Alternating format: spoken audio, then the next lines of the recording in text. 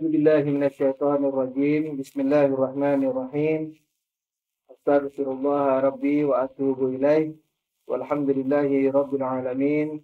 Tsumma shalatu wassalamu ala asyrafil anbiya'i wal mursalin. Habibina wa habibi rabbil alamin. Abil Qasimi Muhammad. Allahumma shalli ala Muhammad wa ali Muhammad wa ajil farajahum. Wa ala alihi at-tayyibin at-tahirin al-ma'sumin al-muntajabin. Amma ba'du, assalamualaikum warahmatullahi wabarakatuh. Oke, Jakarta, Roger, masuk. Tadi sudah masuk suaranya. Oke, pertanyaannya saya ulang supaya didengar yang lain. Ketika Wilayatul Faqih itu dipilih oleh ahli Kipro dan ahli Kipro dipilih oleh rakyat, ya, seperti di Iran ini, dan ahli Kipro itu sifatnya mendunia. Apakah anggota ahli Kipro itu ada selain Iran? Misalnya Irak, Kuwait, dan segala macam? Jawabannya tidak ada. Jawabannya tidak ada. Tapi, apakah mencakupi mereka? Jawabannya mencakup. Nah, apakah ini tidak diktator? Diktator. Tapi diktator agama, yakni tidak ada pemaksaan. Mau ikut, tidak mau ikut, haram. Nah, alasannya apa? Satu, Wilayatul Faqih itu, yakni yang a'lam ini, itu yang a'lam, yang mau mengatur urusan umum ini, itu minimalnya dipilih oleh 2 orang ahli Kipro. Jadi kalau 2 orang ahli Kipro, 2 orang saja, mengatakan bahwa si fulan ini layak menjadi Wilayatul Faqih dan tidak ada orang yang menentangnya, itu sudah sah. 2 orang ahli Kipro, jadi ngajar di Hauzah, ya, mujtahid ngajar di Hauzah. Terus mengatakan bahwa si fulan itu yang paling pantas untuk menjadi ahli Kipro, untuk menjadi Wilayatul Faqih. Jadi ahli Kipro yang 2 ini tidak dipilih rakyat loh. Memang alim ulama, mujtahid, apalagi marja. Lalu dia mengatakan si fulan itu layak menjadi Wilayatul Faqih. Maka semua orang wajib ikut. Jadi tidak harus pemilu. Jadi di Iran ini sudah bagus. Jadi sudah 2-3 tingkat melebihi kadar minimal ketentuan agama. Misalnya kayak Sayyid Shirazi. Beliau a'lam. Beliau dikenal paling a'lam. Lalu beliau mengatakan haram merokok. Ketika Inggris, perusahaan rokok Inggris membuat bisnis dengan Iran, petani tembakau Iran, tembakonya dimurahi, tapi rokoknya tetap mahal. Jadi tembakonya punya Iran, dijual ke Iran. Kayak di Madura itu, kalau sudah musim tembakau yang paling bagus, konon Madura sama Ambon kalau nggak salah. Mana pokoknya Indonesia bagian timur tuh. Kan dibanggain tuh kalau promosi rokok kan, tembakau Madura. Coba musim tembakau yang harganya tadi biasanya 25.000, itu bisa jatuh sampai di bawah 10.000. Jadi mau ganti pupuknya aja orang Madura tidak mampu. Begitu. Tapi rokoknya tetap melambung. Jadi kezaliman ekonomi. Nah, begitu juga terjadi dulu di Iran. Makanya marja a'lam itu, Ayatullah Shirazi mengharamkan rokok. Jadi biar marja kalau ngerokok haram itu juga. Kan rokok halal. Tapi untuk kemaslahatan mukminin, muslimin, petani tembakau, maka diharamkan rokok. Tapi dikatakan kalau nggak salah yang merokok dari sekarang ini musuh Imam Mahdi. Semua ikut, wajib ikut. Nggak ada itu pemilu-pemiluan apa segala macam. Begitu kalau a'lam itu sudah otomatis karena ulama tidak rebutan posisi, tidak serakah kepada dunia halal, apalagi mau memimpin orang. Begitu. Jadi melihat peradaban ulama jangan dengan pikiran ala Indonesia yang pada umumnya heboh-heboh, gaduh-gaduh. Misalnya jangan seperti itu. Jadi melihat pemandangan ulama seperti pemandangan Anbiya. Begitu. Kayak Anbiya duduk berebut. Tidak ada orang berebut. Nabi, para nabi duduk, biar sejuta nabi, tidak ada yang berebut, tidak ada heboh-heboh pemimpin. Begitu satu nabi mengatakan haram rokok, nabi yang lain pasti ikut. Begitu. Karena di antara nabi-nabi sudah tahu siapa yang paling a'lam di antara nabi itu. Begitu. Nuansanya nuansa suci.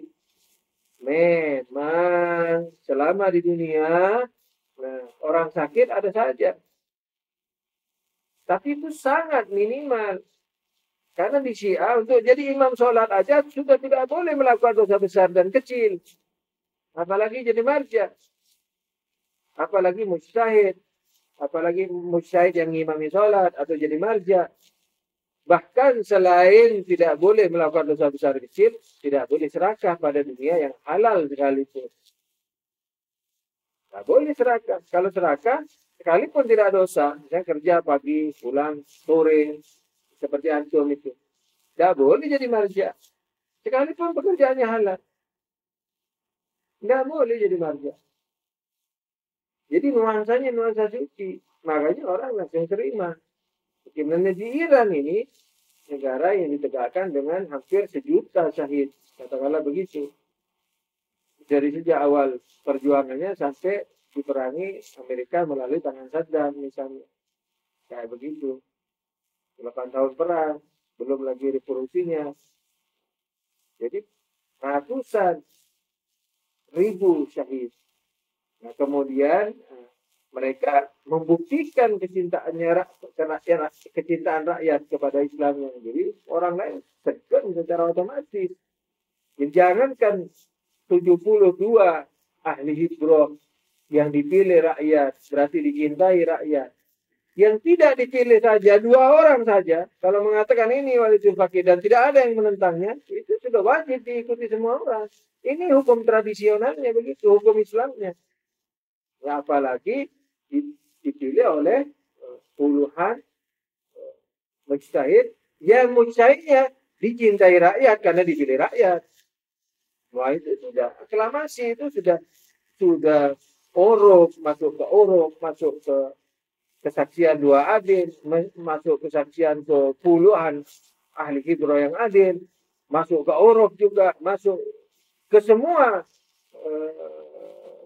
alat cara untuk mengetahui siapa mujtahid atau marja atau walitul faqih yang layak menjadi walitul faqih. Karena itu Rahban mengatakan tidak boleh orang lain terus menentang dengan alasan misalnya saya lebih a'lam dan seterusnya. Begitu. Jadi hukum nuansa walitul faqih itu nuansa suci, bukan perebutan kekuasaan. Jadi nuansa rebutan mundur. Jadi nuansa mengakui siapa yang a'lam, siapa yang lebih bijak. Jadi nuansa mendambakan kejayaan Islam, bukan kejayaan dirinya, kejayaan Islam. Kalau saya yang memimpin, wah bahaya, karena walaupun saya mujtahid dan mungkin saya a'lam, tapi saya masih emosian, utamanya. Bahaya nih, nanti Islam yang merugi, umat Islam yang merugi. Nah, ahsan dia itu, mungkin dia ilmunya sama atau di bawah saya, tapi piawai, cekatan, bijak, tidak terpengaruh perasaannya, misalnya. Jadi rebutan mundur demi kebaikan Islam dan Muslimin, begitu nuansanya. Karena dari sejak belajar darab-darabu, masih belajar grammar, dia sudah berusaha untuk meninggalkan meninggalkan dosa besar dan dosa kecil. Malah kalau masuk pesantren itu celana yang tadinya levis, misalnya kalau pakai levis sebelumnya, begitu masuk pesantren sudah tidak pakai levis lagi. Baju warna-warni sudah nggak dipakai lagi karena model warna-warni itu sudah tidak darurat, bukan darurat pakaian. Darurat pakaian itu adalah menutupi aurat. Darurat akhlak adalah rapi, sudah itu. Tapi model begini, warna begini, model begini, itu sudah dunianya dunia. Jadi sudah hayalannya itu sudah. bukan dunianya. Dunia saja tidak boleh dicintai. Pakaian yang sudah tidak warna-warni tidak boleh dicintai. Kayak olahraga lah. Olahraga itu sehatnya tidak boleh dicintai. Kalau dicintai termasuk dunia. Nah, tapi kalau sehat untuk taat kepada Allah, olahraga tidak ada masalah. Nah, warna-warni atau model baju itu sudah sama dengan masalah olahraga, lalu dalam masalah perlombaan. Misalnya perlombaan sepak bola. Kita hanyut dalam pembahasan bela Barcelona, bela Real Madrid, umpamanya. Bahas sampai pagi misalnya. Nah, itu sudah kembangnya dunia, itu sudah bukan dunia, itu lebih parah lagi. Jadi sehatnya saja kalau dicintai karena sehat, itu sudah cinta dunia tidak boleh. Ya, apalagi kembangannya, apalagi permainannya. Gitu. Nah, permainan itu baru jadi mulia kalau membawa hukum, membawa harum negara Islam. Misalnya Iran yang bersungguh-sungguh dalam olahraga. Niatnya satu untuk sehat, dua untuk mempromosikan negara Islam. Karena supaya jangan dikira supaya fitnahan-fitnahan di Barat bahwa Islam itu kolot, kotor, lemah dan seterusnya itu supaya terkikis. Nah itu baru punya nuansa Islam.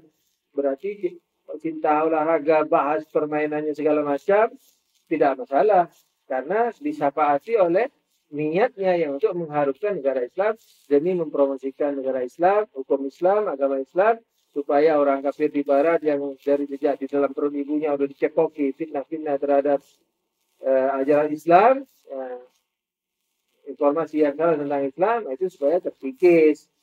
Begitu. Tapi kalau tidak ada unsur-unsur begitunya, maka sudah dunia itu kembangnya lagi dunia. Karena membahas sistemnya itu sudah tidak ada sangkut pautnya dengan kesehatan kita.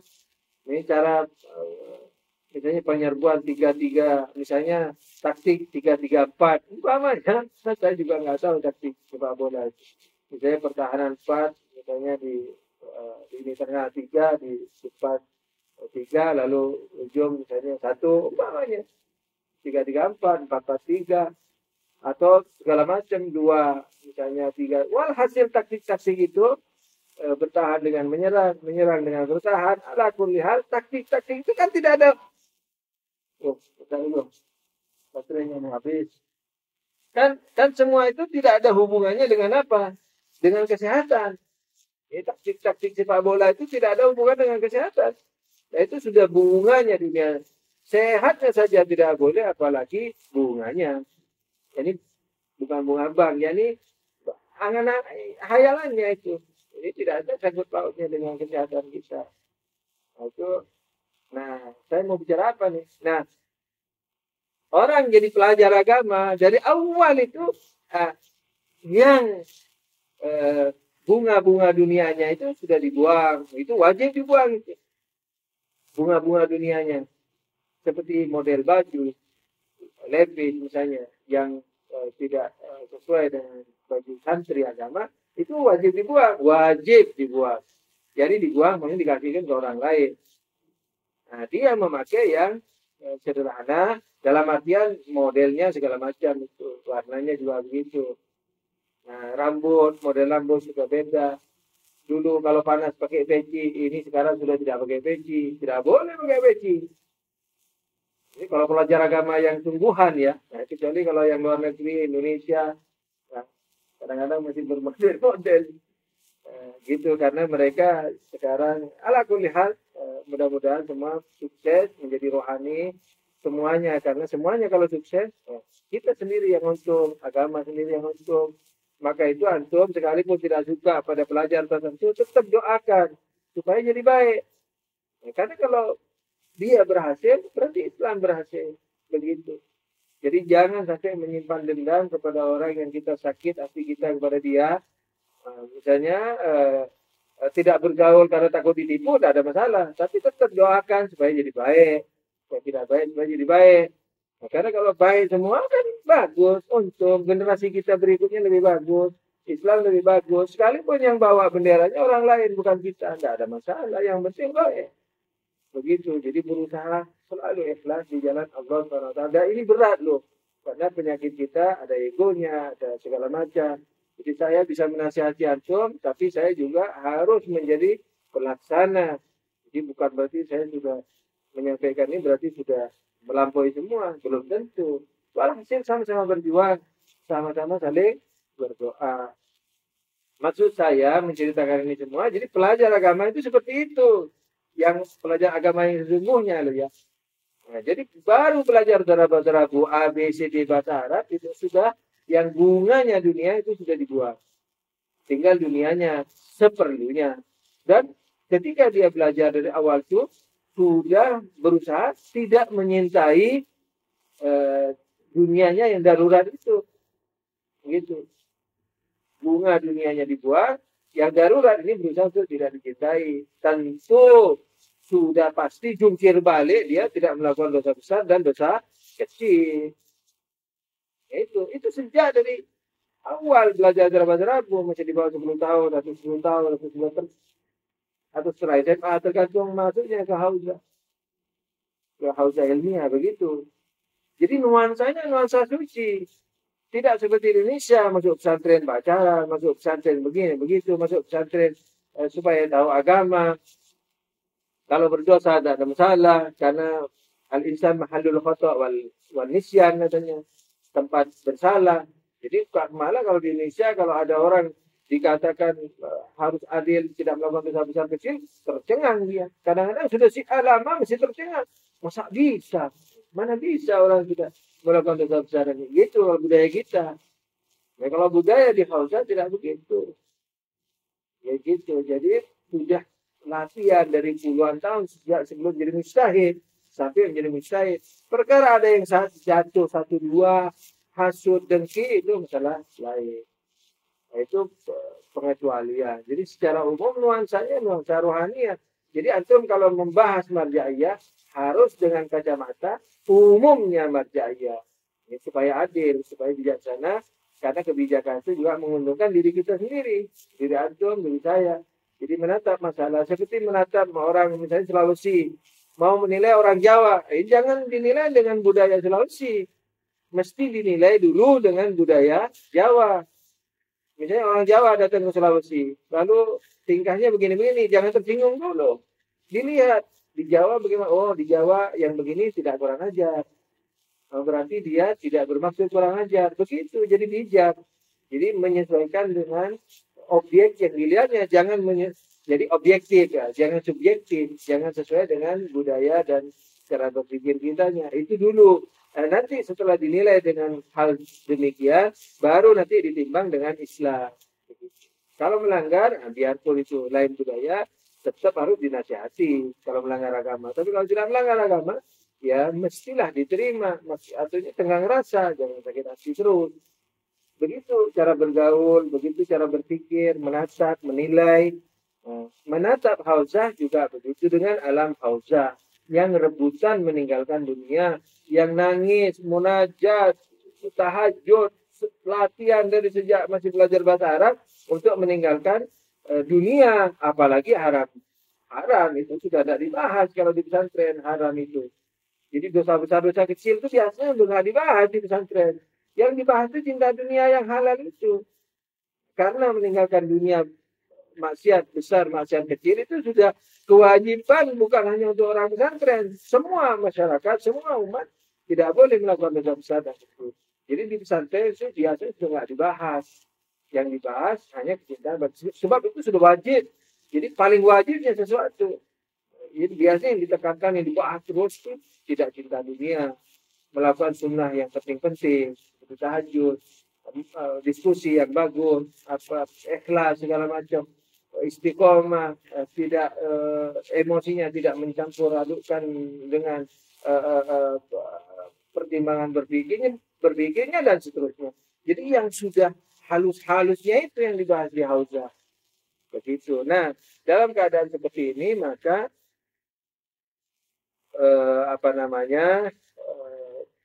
wilayatul faqih kalau sudah diberikan kepada seorang sesuai prosedurnya, apakah prosedur tradisional yang 2 orang atau lebih dari 2 orang yang tidak dipilih rakyat, atau yang profesional seperti sekarang negara Islam yang ahli itu rakyat.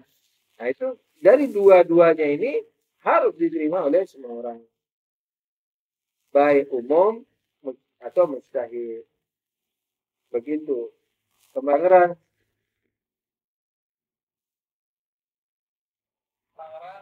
nanya ini startup ini, maksudnya mengimami teman-teman Syiah sendiri atau keluarganya itu ya, jadi kagok karena dasarnya tidak melakukan dosa besar dan dosa kecil, sedangkan kita kan menuju dosa.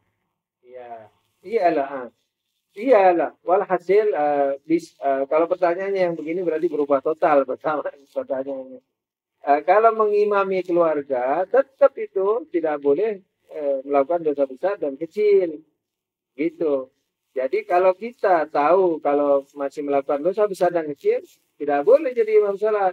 Ya ini batal sholatnya harus diulang, bukan batal pahalanya. Sholatnya batal harus diulang. Kalau waktunya terlepas, berarti dikodok. Kalau mengulang dalam waktu, itu masih dikatakan mengulang. Kalau mengulang di luar waktu, itu namanya kodok. Jadi yang tidak adil menjadi imam, sholat jamaahnya batal. Tapi ada kerinciannya lagi.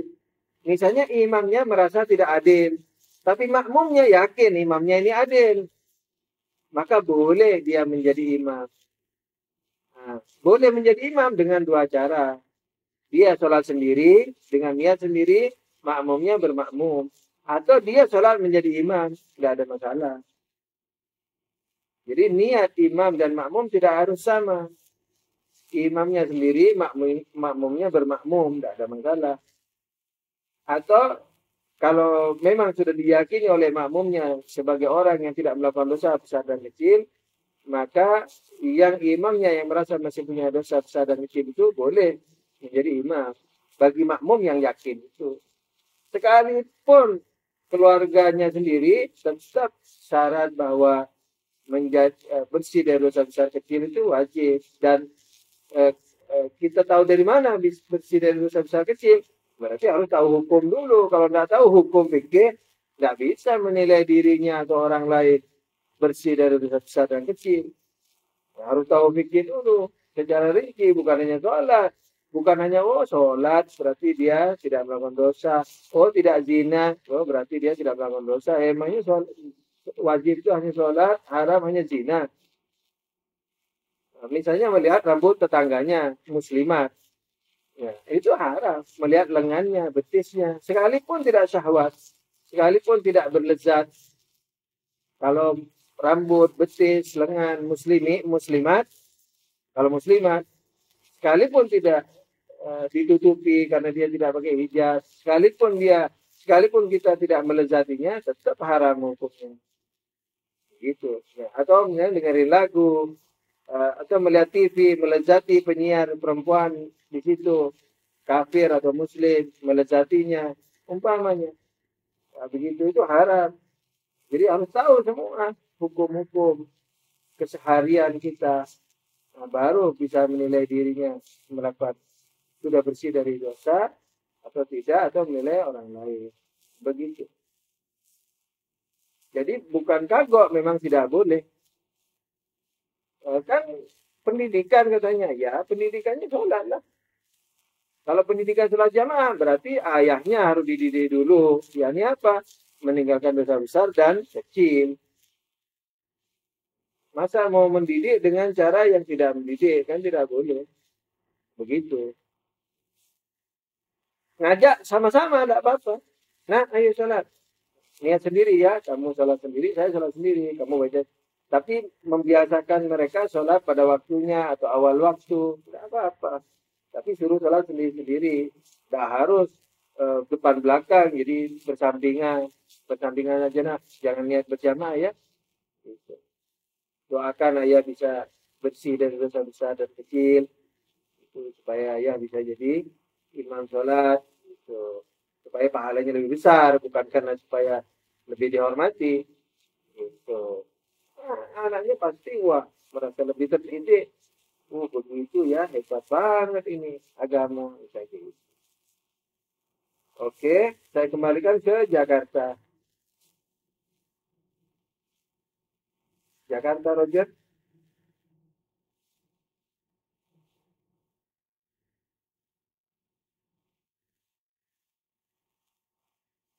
Oke, Jakarta putus lagi. Kembali ke Palu.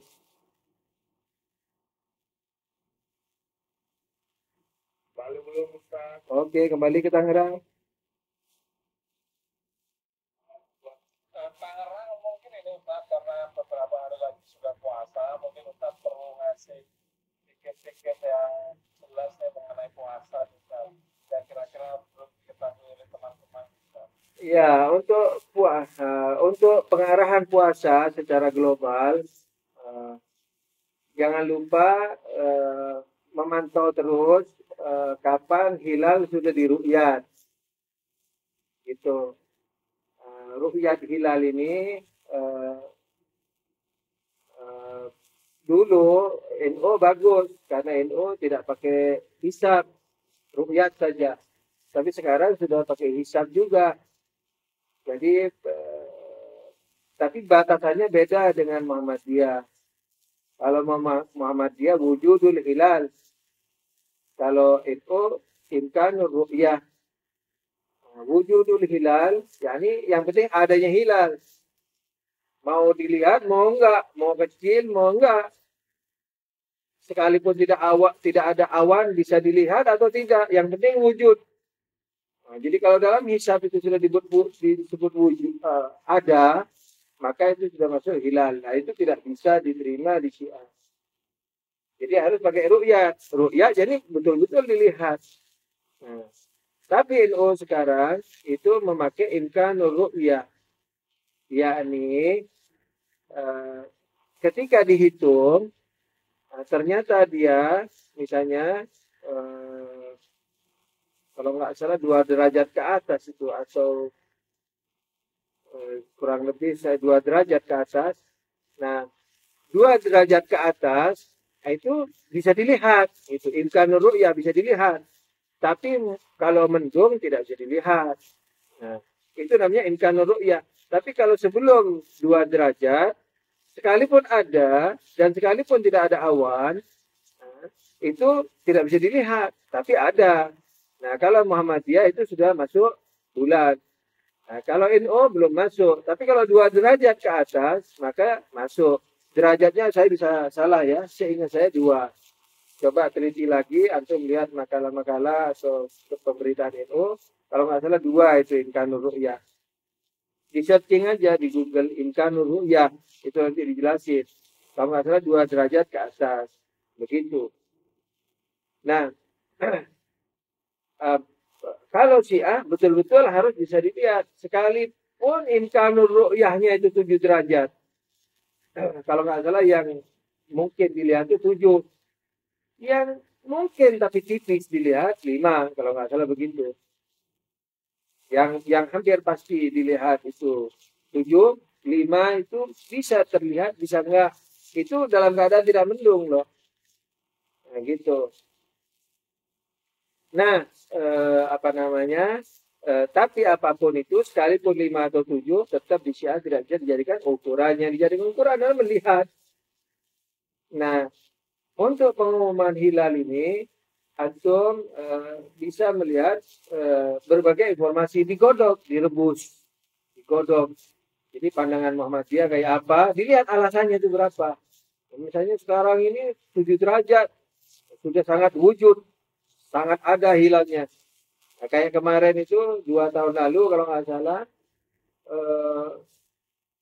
sepakat kan NU dengan Muhammadiyah. Kenapa? Karena kalau nggak salah ada pada 5 derajat. Nah, 5 derajat sesuai konsep wujudul hilal. Berarti hilal, imkanul ru'yah berarti hilal. Berarti ketemu. Ketemunya itu karena padahal sama-sama nggak ngeliat gitu. Nah itu semua tidak bisa jadi ukuran. Yang jadi ukuran adalah dilihat pemberitaannya. Sudah meru'yat misalnya. Oh di sana meru'yat. Nah, apalagi diputuskan sama pemerintah. Kalau meyakinkan boleh dijadikan ukuran.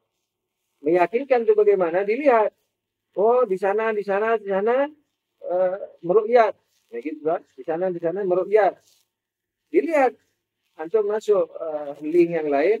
Di daerah yang disebut itu mendung apa tidak? Kalau mendung berarti ada kemungkinan bohong kesaksiannya itu. Misalnya nggak begitu.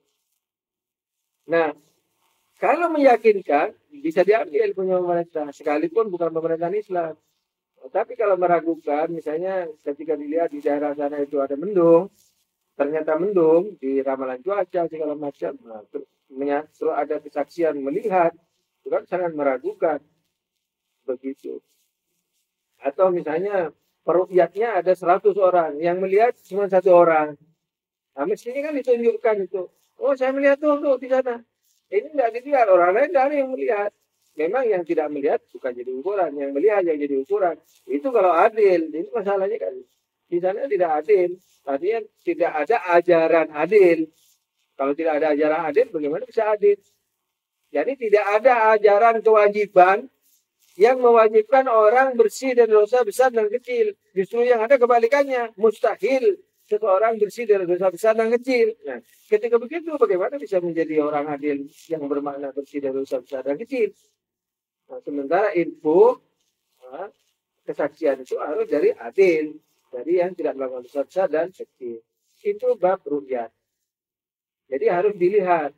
Kalau mau bingung sekali, hati-hatinya di tanggal 30 itu sudah puasa dengan niat puasa syak. Atau kalau tidak mau puasa, bepergian, pergi ke suatu tempat yang berjarak musafir pagi sebelum zuhur. Tapi jangan makan dulu, masih subuh itu jangan makan dulu, tidak ada gunanya kalau sudah sarapan dulu baru pergi. Tidak ada gunanya. Jadi jangan makan dulu, jangan niat puasa. Jadi sejak azan subuh sudah tidak melakukan hal-hal yang membatalkan puasa. Makan semua sudah dihindari, pergi keluar kota. Keluar kota yang betul-betul jarak musafir. Jadi antara batas kota terakhir dengan batas kota awal yang dituju itu berjarak musafir minimal 23 kilo lah kurang lebih ya, pulang pergi 45 46 begitu. Nah, nanti di sana makan. Nah, kalau tidak mau puasa di hari syak itu. Hari syak tidak wajib puasa. Tapi kalau ragu sekali, tidak mau, ingin selamat banget, ingin tidak ada kemungkinan dosa, tidak dosa loh ya di hari syak itu, tidak puasa. Tapi kalau mau puas banget, mau hati-hati banget, ya udah bepergian dan atau puasa dengan niat syak atau bepergian. Tapi semuanya tidak wajib selama hari syak, selama tidak menyakitkan. Itu untuk masalah hilal. Nah, untuk masalah puasa juga yang harus diperhatikan adalah niat. Niat karena Allah itu tiap malam harus niat. Tidak bisa sebulan sekali niat. Karena masing-masing itu, jadi satu puasa bulan Ramadan tidak seperti sholat yang diawali takbir, diakhiri salam. Ya, masing-masing mandiri. Kalau sholat kan rukuk tidak mandiri. Rukuk harus dengan sujud, sujud dengan rukuk, dengan qiyam, baca Fatihah, itu semua satu gandengan. Tapi kalau satu bulan itu tidak satu gandengan. Makanya di tengah jalan, di tengah bulan Ramadan, itu bisa bepergian, bisa putus puasa kalau sakit dan segala macam. Nah, karena itu niatnya harus per hari. Nah, niatnya paling lambat sebelum adzan subuh. Jadi tidak boleh niat di hari sebelumnya. Jadi di malam itu niat. Jadi maghrib Syiah, begitu masuk maghrib Syiah, saya berniat puasa besok, puasa Ramadan, qurbatan ilallah. Udah. Nah, kalau mau rinci, saya besok niat puasa Ramadan dengan meninggalkan seluruh yang membatalkan. Seluruh yang membatalkan apa? Ya makan, minum, jima, mencelupkan seluruh kepala ke dalam air, menghirup debu yang tebal, dan segala macam sebagaimana yang ada dalam menelan dahak yang sudah keluar ke permukaan mulut, bukan di luar mulut ya, di arena mulut. Kalau masih di tenggorokan, dahak, tidak apa ditelan. Tapi kalau sudah keluar ke arena mulut, di lidah itu ya, keluar ke lidah, tidak boleh ditelan, membatalkan misalnya. Dan seterusnya, itu maksudnya meninggalkan yang. Jadi niat yang paling bagus, kurang lebih, saya niat puasa Ramadan, saya niat puasa besok hari sebagai puasa Ramadan dengan meninggalkan seluruh yang membatalkan. qurbatan ilallah. Itu yang paling sempurnanya, insyaallah taala itu sudah paling sempurnanya niat. Bisa diniatkan dalam hati, bisa diniatkan dan diucapkan. Nah, kalau mau tidak salah, setelah membaca doa iftar, ahsan niat itu. Saya begitu supaya tidak lupa. Sebelum makan kalau perlu, membiasakan diri, ayo kita berniat untuk besok. Supaya tidak lupa bersama-sama keluarga. Saya niat, didikte sama orang tuanya. Niatkan ya dalam hati, jangan ikut mulut. Gitu.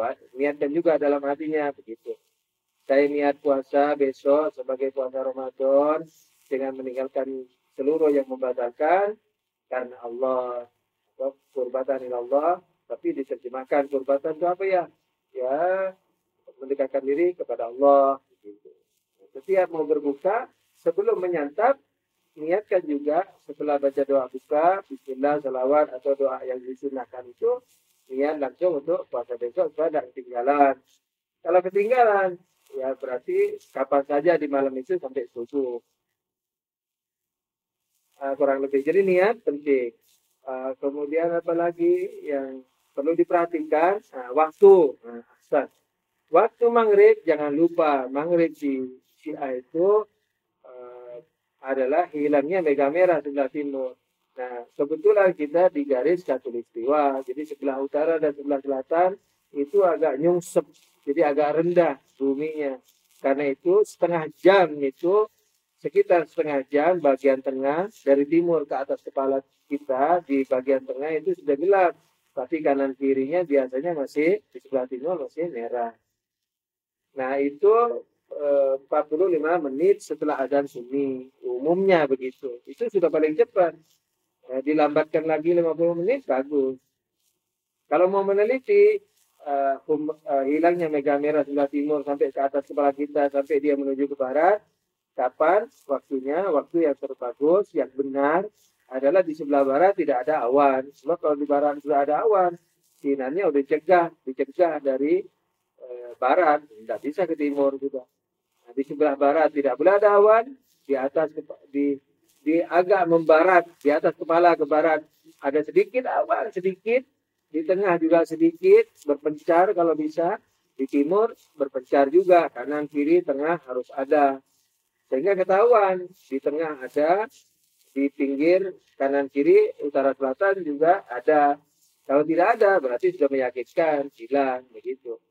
Ala kuliah sesuai eksperimen saya di berbagai pulau di Indonesia, di Ambon juga, di Sulawesi juga, di Jatim, Madura, kurang lebih begitu. Di Jakarta, jadi kurang lebih 45 menit itu sudah tercepatnya dari adzan sunyi. Kalau antum masih ingat dulu di Sunni, waktu Sunni kapan? Tenggelamnya matahari. Waktu Isya kapan? Hilangnya mega merah sebelah barat, kan gitu. Nah, sementara masuknya maghrib Syiah adalah apa? Hilangnya mega merah separuh ke sebelah timur. Nah, berarti separuh antara waktu maghrib dan Isyanya Sunni.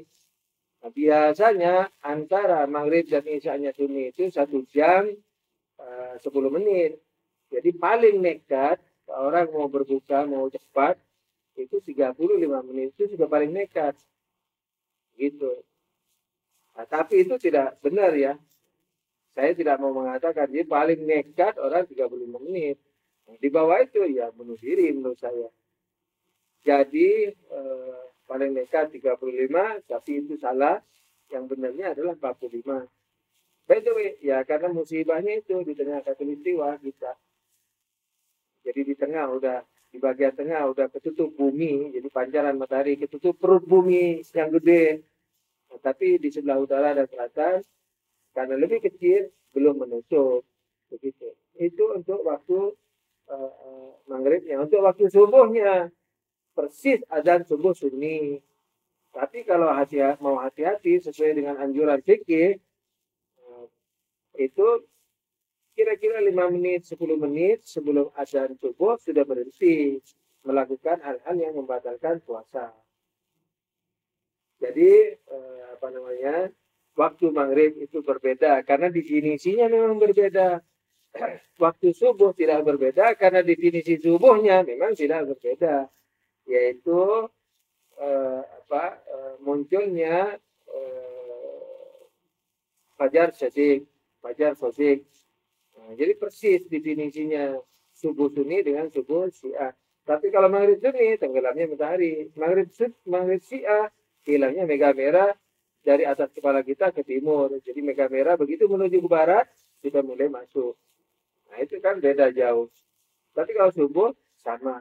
Tapi untuk hati-hatinya dianjurkan oleh fuqaha, oleh maraji sebelum itu udah berhenti. Persis kayak Syafi'i itu ada waktu imsak, imsak. Nah, ikuti saja itu insya Allah lebih selamat. Pasti ya, bukan insya Allah. Karena lebih mendahulukan imsak, pasti lebih selamat. Sudah ada insya Allah, jadi bukan insya Allah itu kan kalau Allah berkehendak. Tapi kalau hal yang pasti itu sudah pasti Allah berkehendak. Jadi mendahulukan berhenti dari azan subuh itu pasti kehendak Tuhan di situ. Pasti lebih selamat menurut kehendak Tuhan. Begitu. Jadi dan itu sudah perintah Tuhan juga, anjuran Tuhan walaupun bukan perintah wajib ya. Itu untuk waktunya. Kemudian anjurannya ya makan yang bagus lah, makan apa yang vitamin, sayur jangan lupa biar cerdas, jangan asal nasi aja. Tidak harus lauk, langsung sayuran apa segala macam, kurma, madu. Nah, itu tapi kalau makan kurma sama madu terutama mungkin akan di waktu berbuka saja ya. Tapi jangan selagi perut kosong. Ya, karena kalau dimakan sahur madunya mungkin kepanasan besoknya haus. Kurma itu bolehlah dimakan waktu, bukan boleh malah sunnah dimakan waktu berbuka dan seingat saya juga sunnah dimakan waktu sahur. Kalau punya, ya sebiji dua biji. Nggak punya, nggak apa-apa, makan yang gizi. Kemudian niat yang ikhlas, yang tulus. Jangan dibarengi dengan niat-niat yang lain seperti diet, seperti mengurangi gula, seperti mengurangi kolesterol. Itu harus dibuang. Pokoknya karena Allah saja. Terus yang membatalkan puasa bukan hanya makan minum, bukan hanya jima, termasuk yang tidak mandi besar sampai adzan subuh. Jadi kalau junub harus mandi, wajib mandi sebelum adzan subuh, mandi besar. Kalau kesiangan antara makan sahur dengan mandi wajib, maka wajibnya adalah mandi wajib. Sahur kan tidak wajib. Sahur sunnah saja makan sahur. Yang wajib mandi besar. Kalau waktunya pepet, maka mandi besar yang dipilih. Kalau bisa mandi besar dengan bersahur. Ya, mandi besar dengan bersahur. Misalnya sambil makan kurma, minum jus, jus misalnya. Itu yang menyehatkan ya.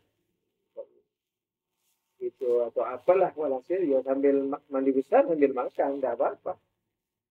Gitu. Apalagi yang membatalkan bukan hanya makan minum, bukan hanya jima, tapi tetap dalam keadaan junub, tidak mandi haid, nah segala macam. Di antaranya juga mencemplungkan. Itu insya Allah ada sudah di diktat antum itu, insya Allah ada di situ. Antum bisa lihat seperti mencemplungkan kepala seluruhnya ke dalam air, itu tidak boleh.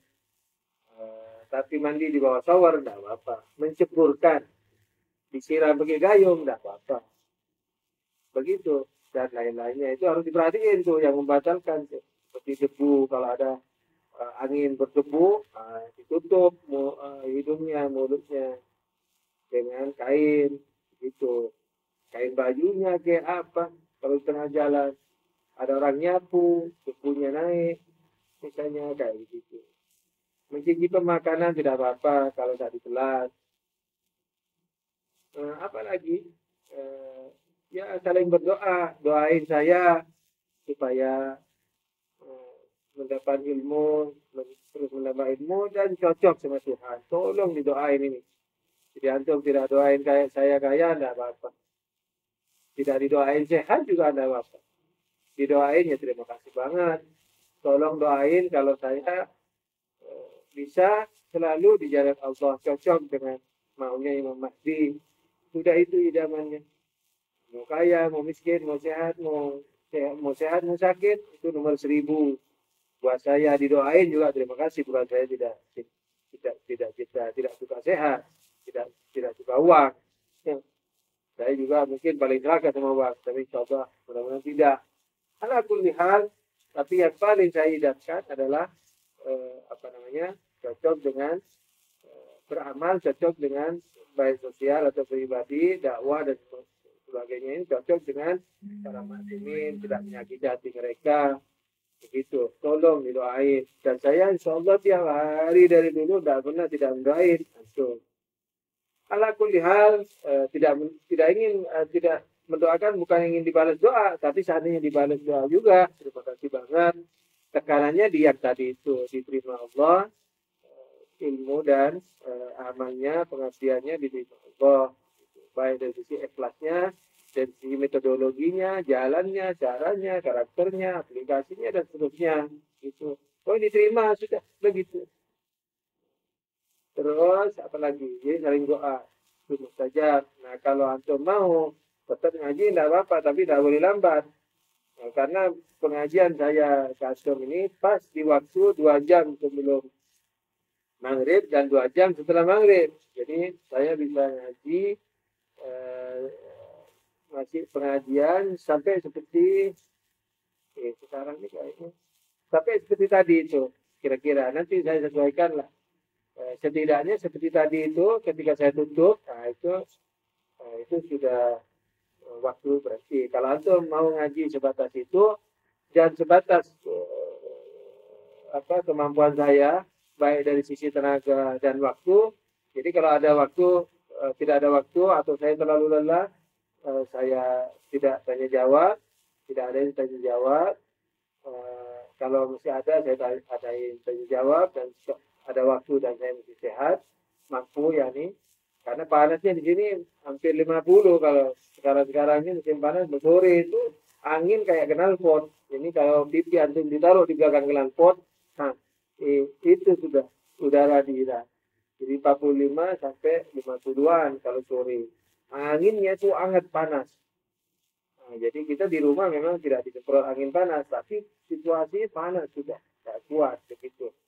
Nah, kalau antum tidak mau lambat, berusaha tidak lambat, dan kalaupun antum lambat ngajinya cuma setengah jam atau 1 jam, rela seperti itu, maka Ramadan jangan diliburkan. Anjuran saya jangan libur, karena fadilahnya luar biasa.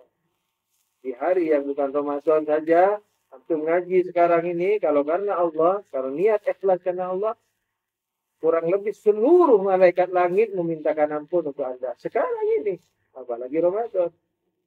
Begitu. Jadi belajar itu jangan hanya untuk tambah wawasan, tapi selalu karena Allah. Selalu membawa dan mengingat Allah. Khusyuk, seperti sholat. Begitu. Nah, anjuran saya tidak libur, tapi terselanjur. Tapi sarannya itu usahakan jangan lambat. Kalau lambat belajar lebih sedikit, jangan marah. Ini harus rela di hati.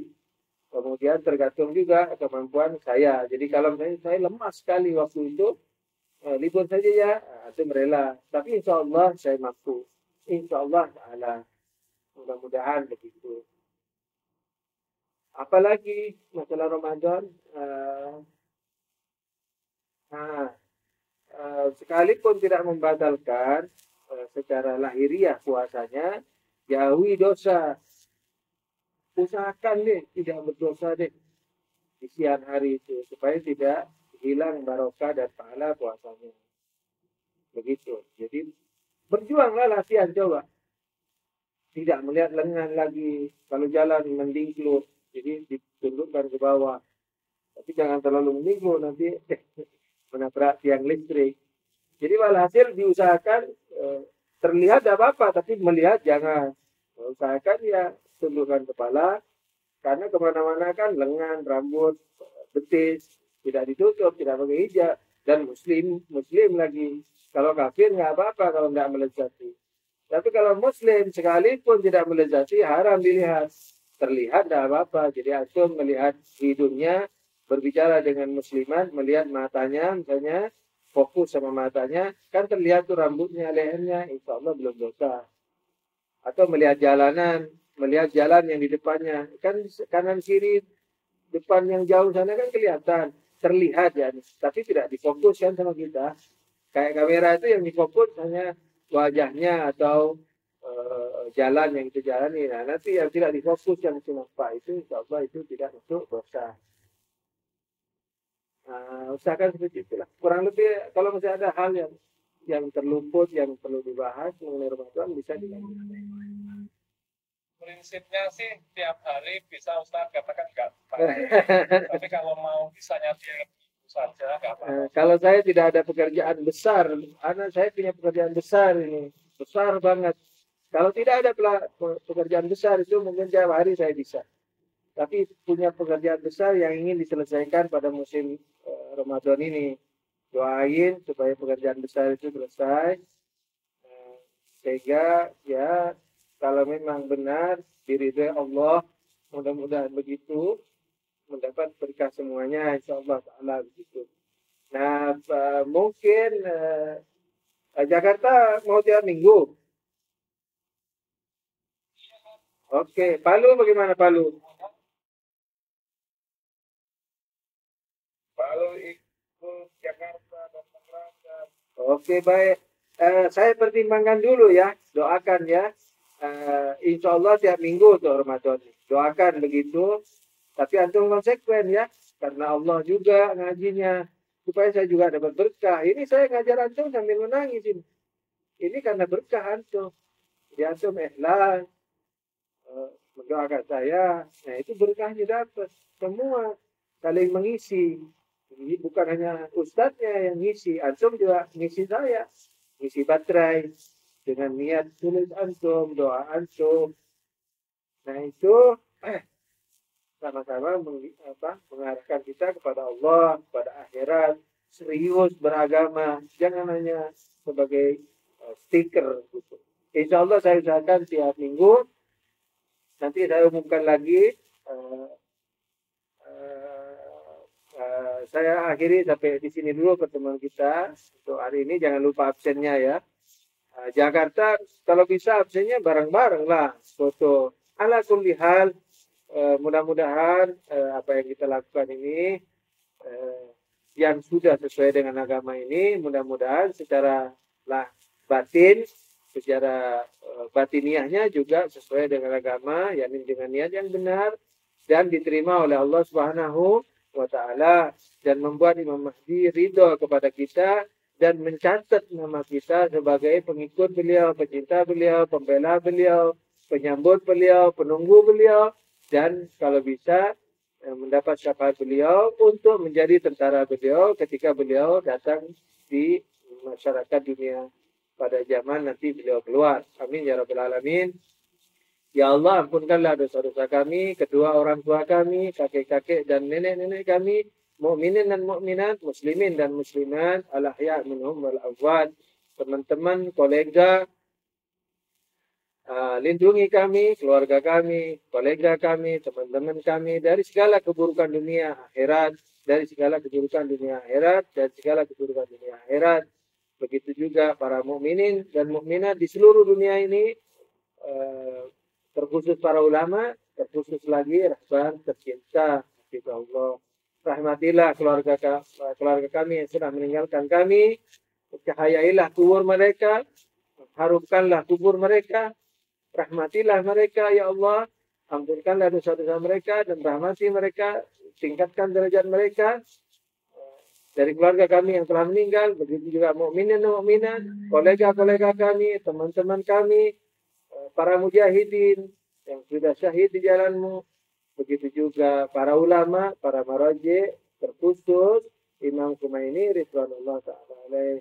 Ya Allah, ya Tuhan kami, secara jujur kami tidak punya apapun yang kami dapat banggakan di hadapanmu, ya Allah. Apakah itu ilmu, apakah itu amalan, apakah itu aplikasi dan pengabdian kepadamu, kepada sosial makhlukmu. Ya Allah, tidak ada yang kami lakukan yang kami dapat yakini telah membuat Engkau ridho kepada kami dan menerima amal kami. Karena itu ya Allah, ampunkanlah seluruh dosa-dosa kami, kekurangan-kekurangan kami, dan terimalah amal yang tidak sempurna itu dengan pahala yang begitu sempurna dari sisimu, karena pemberianmu tidak akan mengurangi kekayaanmu, pengampunanmu tidak akan mengurangi keadilanmu. Ya Allah, selamatkanlah kami di dunia dan di akhirat. Jangan pisahkan dari Quran, dari Nabi, dari Ahlul Bait, dari kebenaran, dari peka terhadap kebenaran dan membela dan mengaplikasinya mengaplikasikan seutuhnya lahir dan batin. Dan ikatlah kami semua dalam persaudaraan yang hakiki. Kalau berdebat hanya berdebat di akal tapi tidak sampai ke hati saling menyintai walaupun berbeda pandangan. Begitu juga dengan kolega-kolega kami, begitu pula dengan seluruh masyarakat mukminin dan mukminat, muslim dan muslimat di seluruh dunia ini, sehingga kami semua bersatu untuk taat kepadamu, menepis segala serangan musuh-musuhmu. Bantulah juga ya Allah mukminin mukminat yang tertindas di Palestina, di Yaman, dan di berbagai tempat ya Allah, dan jangan jadikan musibah mereka itu penghalang masuknya kami ke dalam surgamu, karena kami tidak ikut andil dalam membantu mereka ya Allah. Tapi kami bersimpati, berdoa untuk mereka ya Allah. Kami mengecam musuh-musuh mereka, yaitu kafirin dan zalimin, wahabisme dan seterusnya ya Allah. Mudah-mudahan kecaman dan simpati kepada musuh-musuh itu dan simpati kepada hamba-hambamu yang terzalimi cukup menjadikan obor pelancar bagi kami untuk masuk ke surgamu, dan tidak ditutup oleh para orang yang tertindas, para anak yatim yang tertindas, yang terbunuh, anak-anak bayi yang terbunuh, dan seterusnya itu. Amin ya rabbal alamin. Sampaikan salam kami kepada Imam Mahdi dan jadikanlah beliau imam yang meridai kami. Amin ya rabbal alamin. Allahumma salli ala Muhammad wa ali Muhammad wa ajil farajahum wa billahi taufiq wal hidayah. Wassalamualaikum warahmatullahi wabarakatuh. Waalaikumsalam warahmatullahi wabarakatuh.